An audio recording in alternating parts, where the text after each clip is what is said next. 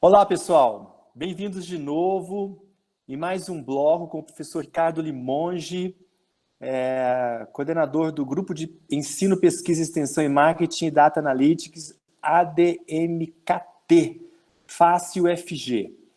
Mais uma vez, muito obrigado pela sua presença, professor Ricardo. Eu passo, então, para o professor Marcilon para fazer uma pergunta. Professor Marcilon. Tudo bem, professor Ricardo? A gente sabe que áreas como administração, publicidade, design, elas compartilham alguns interesses comuns, né? E dentre esse interesse principal existe essa figura abstrata que é o consumidor.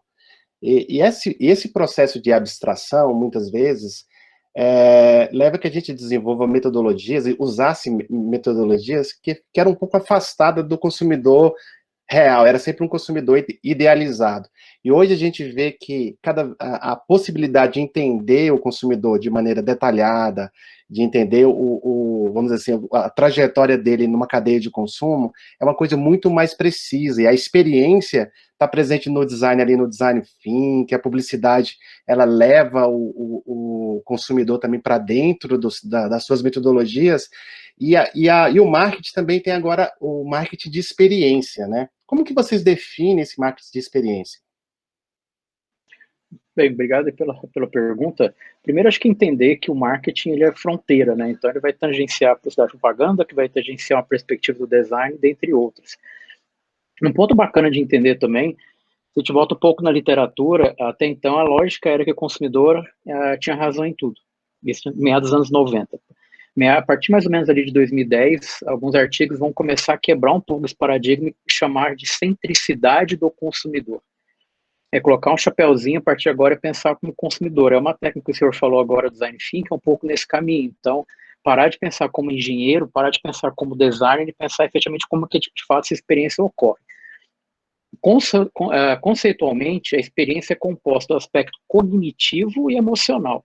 Isso é para levar até para uma discussão da economia comportamental, sistema 1 e sistema 2, que está muito em voga hoje para pensar nas estratégias. Mas se a gente caminha um pouco olhando para a perspectiva de marketing, ao olhar como consumidor e tentar entender efetivamente quais são as dores, o que para ele vai ser importante na interação. E aí, como eu falei no bloco anterior em relação à consultoria, a McKinsey, quando em 2009 ela cria um conceito chamado Jornada do Consumidor, vai fazer muito sentido de entender qual que é o processo. Esse processo tem que vir de despertar uma necessidade e depois verificar quais são os pontos de contato. Esses pontos de contato vão ajudar a pensar na experiência. É claro que pensando numa lógica da experiência, ela nunca vai ser repetida. Então, por exemplo, eu posso gostar muito de ir num restaurante, só que num dia que eu fui, meu dia foi muito bom. Quando eu volto lá, por algum motivo, eu tive dificuldade para parar o carro, por exemplo. A minha experiência já vai ser... Eu vou julgar que a experiência foi pior. Então, acho que acaba tendo um desafio para os gestores pensando nessa experiência e como que ele faz algo memorável. Porque, principalmente agora, no contexto da Covid, da pandemia, nossa opinião como consumidor tem ainda mais força. Vocês devem ter visto agora os aplicativos como o iFood, a 99 que entrou no mercado agora também. Nós estamos cada vez mais incentivados a dar a nossa opinião. É uma forma de você conseguir verificar se essa experiência de fato está dando certo para o consumidor replicar, que aí tem o efeito do boca a boca. Sim. Só fazer um complemento, né? Hoje, com essa prevalência da imagem nas redes sociais, existe um segmento dentro do design e da arquitetura que é o design de ambientes, né? O retail design, onde o ato de se projetar uma experiência é colocado como elemento estratégico dentro do planejamento de marketing, mas também conectando com diversas áreas, como design, como arquitetura, porque o impulso das pessoas compartilharem imagens e criar vamos dizer assim, um valor compartilhado pelas redes é muito amplo, né? E entender hoje como que dentro da administração do marketing, essa pluridisciplinaridade, essa intersecção com outras áreas de conhecimento, ela está sendo considerada. Bacana pergunta. Nós temos um egresso no curso de administração, tem uma empresa chamada Enredo Branding, não sei se vocês conhecem. Conheço. Inclusive, conheço, já fiz trabalhos com eles. O Ciro ganhou mais um prêmio agora da arquitetura lá, de retail design, inclusive. Então, acho que tem uma perspectiva muito bacana do Ciro, porque tem uma perspectiva de todos os estilos. Então, é como a gente está conversando aqui, a partir do momento em que eu entro efetivamente numa loja, eu quero que a minha experiência seja completa. Isso é um exemplo. Em 2017, a Amazon comprou uma rede de mercado nos Estados Unidos, a Whole Foods, por exemplo, em que ele implementou a Amazon Go. E a partir dali ele repensou toda a experiência do consumidor. Eu não vou precisar conversar com ninguém, encostar em nada. Eu estou com o celular fazendo todo o meu processo. Então, essa junção de elementos faz ainda mais sentido para pensar na perspectiva do consumidor.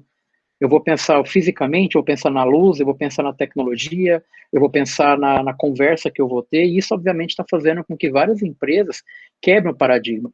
Um outro exemplo, se vocês jogarem no YouTube, por exemplo, a Centauro, obviamente, após o IPO dela na Bolsa, ela conseguiu ganhar muita grana e conseguiu mudar a experiência das lojas. Em Goiânia não tem, mas em São Paulo, especificamente, você vai nas lojas, você não conversa com mais ninguém, você fica dentro de uma cabine e fica fazendo todas as trocas dos produtos. Então, a inteligência artificial está lá dentro para justamente pensar formas de otimizar a experiência e, ao mesmo tempo, também ser mais assertivo na venda. Então, você consegue equilibrar o consumidor, mas também o resultado da empresa.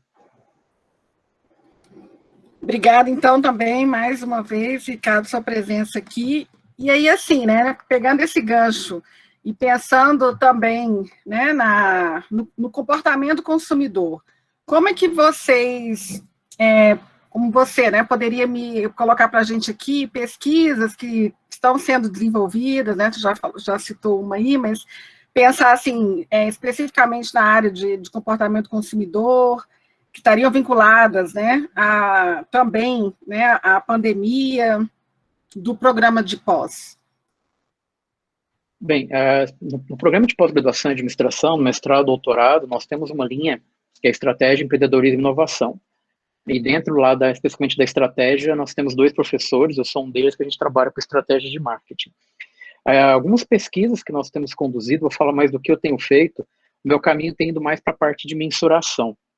Isso, até uma indicação, não sei se quem gostar do tema, o Coursera abriu um novo curso agora de inteligência artificial em marketing, com um professor da Universidade da Virgínia, que é muito bacana o curso, para sempre pensar uma perspectiva, obviamente, o contexto, mas a forma de mensuração. Então, acho que a discussão principal nesse tempo de pandemia é conseguir medir o que a gente está fazendo. Aí, até uma discussão que nós tivemos um pouco antes, talvez o grande desafio é uma célebre frase do Peter Drucker, né, do pessoal da administração, cita ele muito bastante. Se eu não consigo medir, eu não consigo gerenciar. Então, partindo dessa perspectiva, fica mais fácil a gente pensar como que, de fato, eu quero colocar alguma coisa para o meu consumidor. Algo que eu sempre brinco em sala de aula é que a perspectiva de montar um plano de negócio. Todos os planos de negócio que eu já avaliei, o pessoal só fica rico. Mas depois você vai ver na prática todo mundo quebrado. Ou seja, você está trabalhando com uma variável com a intenção de compra, mas aquela intenção de fato não vai acontecer. Então é pensar no comportamento, efetivamente como que você pode medir o passo a passo, a jornada vai ajudar muito, e verificar como você pode gerar estímulo em toda essa cadeia, em todo esse processo. Maravilha, maravilha. Queremos agradecer aí mais uma vez, estamos finalizando mais um bloco e queremos pedir para você que está conosco, se você der um joinha lá, curte o nosso Hangout, curte a nossa página, se cadastre conosco no PP Pra Quê e aguarde mais um minutinho, porque nós temos mais um bloco que vai ser muito interessante.